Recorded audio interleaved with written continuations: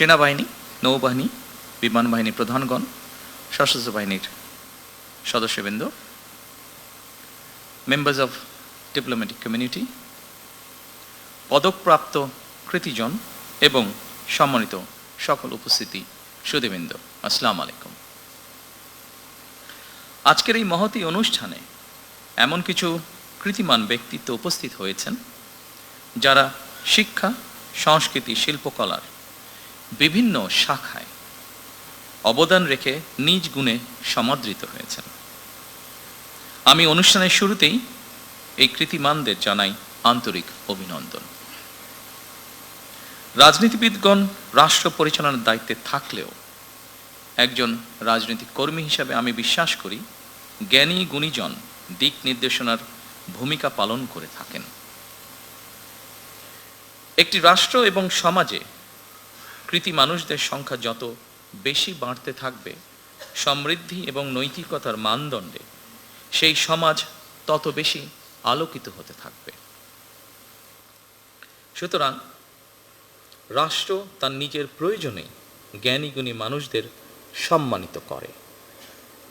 সম্মানিত সকল উপস্থিতিবৃন্দ, সুধীবৃন্দ, এই উপলব্ধি থেকেই স্বাধীনতার ঘোষক শহীদ প্রেসিডেন্ট জিয়াউর রহমান স্বাধীন বাংলাদেশে প্রথমবারের মতন 21 পদক প্রবর্তন করেছিলেন। এটি শুধু একটি পদকই নয়, বরং এই পদকের মধ্য দিয়ে 52 ভাষা আন্দোলন থেকে আজ পর্যন্ত বাংলাদেশের ঐতিহাসিক ঘটনাবলীকে স্মরণে আনার পাশাপাশি যেসব বিজ্ঞজন শিক্ষা, সাহিত্য, শিল্পকলা, গবেষণা ও চর্চায় নিজেদেরকে এবং রাষ্ট্র ও সমাজকে সমৃদ্ধ করেছেন, তাদের সঙ্গে আপামর জনসাধারণের পরিচয় ঘটে।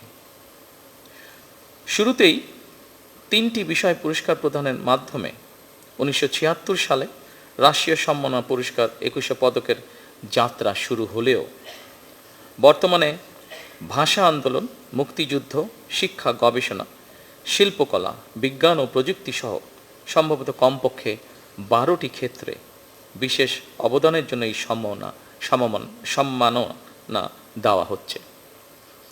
এটি নিঃসন্দেহে একটি ইতিবাচক অর্জন। জ্ঞান, বিজ্ঞান কিংবা সাহিত্য চর্চার ধারা আরও শানিত এবং বিকশিত হোক, এই প্রত্যাশা করছি আমরা সকলে। শিক্ষা, গবেষণা এবং শিল্প সাহিত্যের চর্চাকে আরও বেগবান করতে রাষ্ট্র এবং সরকার তার দায়িত্ব অবশ্যই পালন করবে। আমি বিশ্বাস করি শিক্ষা, গবেষণা এবং শিল্প সাহিত্য চর্চাকে রাজনীতিকরণ করা কখনোই সভ্য সমাজের পরিচায়ক নয়। শিক্ষা, সাহিত্য, শিল্পকলা, বিজ্ঞান ও প্রযুক্তি অর্থাৎ জ্ঞান বিজ্ঞানে সব শাখায় যাতে দেশ এগিয়ে যেতে পারে, নৈতিক মানসম্পন্ন তেমন একটি উদার গণতান্ত্রিক রাষ্ট্র ব্যবস্থা প্রতিষ্ঠার লক্ষ্যে বর্তমান গণতান্ত্রিক সরকার অবশ্যই কাজ করবে। প্রিয় সুধীজন, 21 পদক প্রদান অনুষ্ঠান সরকারের এক অনন্য গৌরবময় আয়োজন। ভাষা আন্দোলনের মহান চেতনা ও আত্মত্যাগের স্মারক এই পদক আমাদের জাতীয় জীবনের অন্যতম সর্বোচ্চ রাষ্ট্রীয় সম্মান। 1952 সালের মহান ভাষা আন্দোলন আমাদেরকে শিখিয়েছে ভাষা মানে আত্মপরিচয় ও আত্মমর্যাদা। এই ভাষা আন্দোলনের পথ বেয়েই আমরা 71 অর্জন করেছি মহান স্বাধীনতা। ভাষার জন্য প্রাণ বিসর্জন ও আত্মদানের ইতিহাসের ধারাবাহিকতায় প্রতিষ্ঠিত হয়েছে আজকের বাংলাদেশ। এই 21 পদক যা কেবল একটি পুরস্কার নয়, বরং একটি আদর্শ তথা দায়বদ্ধতার অনন্য স্মারক। আমাদের প্রিয় মাতৃভাষা বাংলার মর্যাদা রক্ষায় যারা জীবন উৎসর্গ করেছিলেন, তাদের আত্মত্যাগের চেতনাই আজকের এই সম্মাননার প্রেরণা। সেই চেতনার পথ ধরে সাহিত্য, সংস্কৃতি, শিক্ষা, গবেষণা, সমাজসেবা, শিল্পকলা এবং জাতীয় জীবনের বিভিন্ন ক্ষেত্রে অসামান্য অবদান রাখা গুণীজনদের আজকে আমরা সম্মানিত করছি। আজকের পদকপ্রাপ্ত কৃতিজনরা তাদের সৃষ্টিশীলতা, মেধা, শ্রম ও ত্যাগের মাধ্যমে আমাদের জাতিসত্তাকে সমৃদ্ধ করেছেন। তাদের কাজ আমাদের ভবিষ্যৎ প্রজন্মের জন্য প্রেরণার আলোকবর্তিকা হয়ে থাকবে। রাষ্ট্র তাদের এই অবদান গভীর শ্রদ্ধার সঙ্গে স্বীকার করছে। এটাই আজকের এই আয়োজনের মূল তাৎপর্য। প্রিয় সুধীবৃন্দ, 1976 সালে শহীদ রাষ্ট্রপতি জিয়াউর রহমান ভাষা আন্দোলনের শহীদদের স্মরণে ভাষা, সাহিত্য, সংস্কৃতি ও শিক্ষাক্ষেত্রে অসামান্য অবদানের স্বীকৃতিস্বরূপ দ্বিতীয় সর্বোচ্চ বেসামরিক পুরস্কার 21 পদক প্রবর্তন করেন, যা বেগম খালেদা জিয়ার মনোচেতনায় বহুগুণে বিকশিত হয়েছে। আর আজ ভাষা আন্দোলনের চেতনা এবং জুলাই গণ অভ্যুত্থানের প্রেরণার এই মহেন্দ্রক্ষণে মাননীয় প্রধানমন্ত্রী জনাব তারেক রহমানের সুযোগ্য নেতৃত্বে কল্যাণকর এক মানবিক ও কার্যকর রাষ্ট্র বিনির্মাণে বাংলাদেশ এগিয়ে যাচ্ছে। বাংলাদেশের সংস্কৃতি হাজার বছরের ঐতিহ্যের স্মারক। আমরা বিশ্বাস করি সংস্কৃতি হলো সমগ্র জাতির আত্মার প্রকাশ। তাই সংস্কৃতি চর্চা মানে দেশপ্রেমের চর্চা, মানবতার চর্চা, ধর্ম, বর্ণ, জাতি, গোষ্ঠী নির্বিশেষে সম্প্রীতির এক অনন্য অনুশীলন।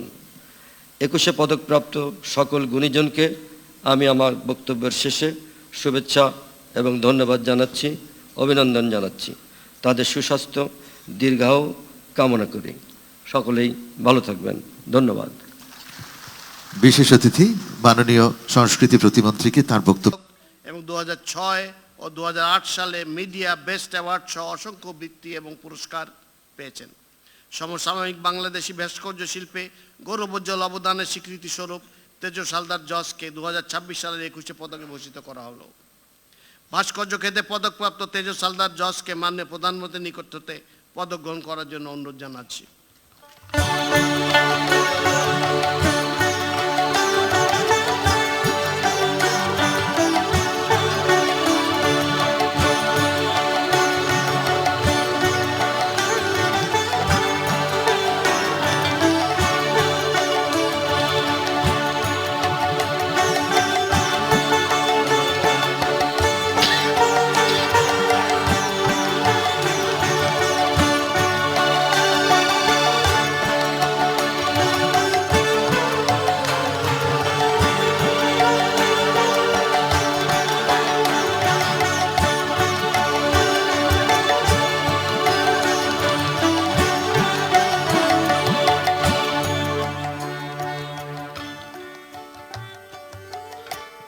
এই সাথে পদক প্রদান অংশ শেষ হলো।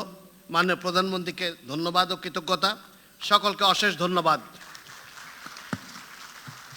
21 পদক 2026 প্রদান অনুষ্ঠানটি পরিচালনার জন্য সম্মানিত মন্ত্রিপরিষদ সচিব